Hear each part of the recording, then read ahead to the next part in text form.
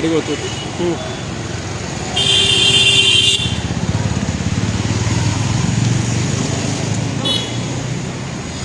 ಎಷ್ಟಿತ್ತು ಹಾಂ ತೊಗೊಂಡು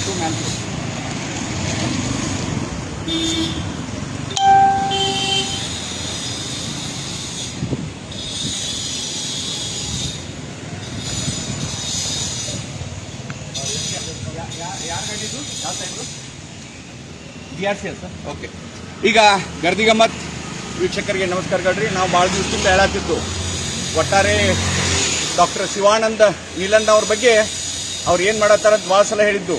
ನಿನ್ನೆ ನಾವು ಎಪಿಸೋಡ್ ಮಾಡಿದ ಮ್ಯಾಗ ಇಡೀ ಸರ್ಕಾರ ಇವತ್ತು ಬೆಳಗಾವಿ ಜಿಲ್ಲಾ ಸಹಕಾರಿ ಉಪನಿಬಂಧಕರು, ಪೊಲೀಸ್ ಇಲಾಖೆ, ಜಿಲ್ಲಾ ಉಪವಿಭಾಗಾಧಿಕಾರಿ, ಬೆಳಗಾವಿ ಜಿಲ್ಲಾ ಉಪಾಧಿಕಾರಿ ಇವತ್ತು ಶಿವಾನಂದ ನೀಲಣ್ಣ ಅವ್ರ ಮನೆಗೆ ದಾಂಗಡಿ ಇಟ್ಟಿದ್ದಾರೆ. ಒಟ್ಟಾರೆ ಒಂದು ಗರ್ದಿಗಮ್ಮತ್ತ ಒಂದು ವಾಹಿನಿಗೆ ಎಷ್ಟು ಇಂಪ್ಯಾಕ್ಟ್ ಆಗ್ತೈತೆ ಅನ್ನೋದು ನಮಗೂ ಗೊತ್ತಿರಕ್ಕಿಲ್ಲ. ಯಾಕಂದ್ರೆ ಮುಗ್ಧ ಜನ ಏನಾಗ್ತೈತೆ ಅನ್ನೋದು ಗೊತ್ತಿಲ್ಲ.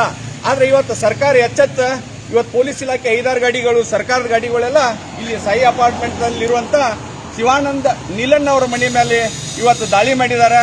ಒಟ್ಟಾರೆ ಗರ್ದಿಗಮ್ಮತ್ತ ಮತ್ತು ಈ ರಾಜ್ಯದ ಪ್ರಗತಿಪರರು, ಈ ದೇಶ ಕಾಯಬೇಕನ್ನೋರು ಚಿಂತಕರು ಈ ಒಂದು ಈ ರೇಟ್ನಾಗ ಏನೇನು ಸಿಗ್ತೈತೆ ನೋಡೋಣ. ಈಗ ಒಟ್ಟಾರೆ ಈ ಒಂದು ಜಿಲ್ಲಾಡಳಿತ ಸರ್ಕಾರ ಈ ಕ್ರಮ ಕೈಗೊಂಡಿದ್ದಕ್ಕೆ ಭಾಳ ಖುಷಿ ಅನಿಸ್ತೈತೆ ನಮಗೆ.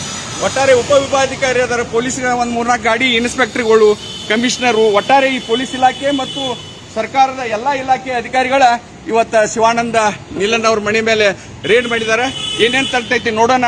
ಒಟ್ಟಾರೆ ಈ ಒಂದು ಸರ್ಕಾರಕ್ಕೆ ನಾವು ಧನ್ಯವಾದಗಳನ್ನ ಅರ್ಪಿಸ್ತೇವೆ. ಒಟ್ಟಾರೆ ನೋಡ್ತೀವಿ ಎಷ್ಟು ಸರ್ಕಾರದ ಗಾಡಿಗಳು ಬಂದಾವ. ಇನ್ನ ಏನನ್ನೋದು ಶಿವಾನಂದ ನೀಲಣ್ಣ ಅವ್ರು ಏನನ್ನೋದು ಬೆಳಗಾವಿಯ ಪೊಲೀಸ್ ಇಲಾಖೆ ಅದನ್ನ ಹೇಳಬೇಕು. ಒಟ್ಟಾರೆ ಈ ಜನರ ಏನು 36% ಬಡ್ಡಿ ಆಯ್ತು, ಇವತ್ತು ಹ್ಯಾಂಡ್ ಲೋನ್ ಆಯ್ತು ಅಂತ ಯಾವ್ಯಾವ ವ್ಯವಹಾರ ಅದಾವ ಅವನ್ನೆಲ್ಲ ಬಯಲಿಗೆಳಬೇಕು ಸರ್ಕಾರ.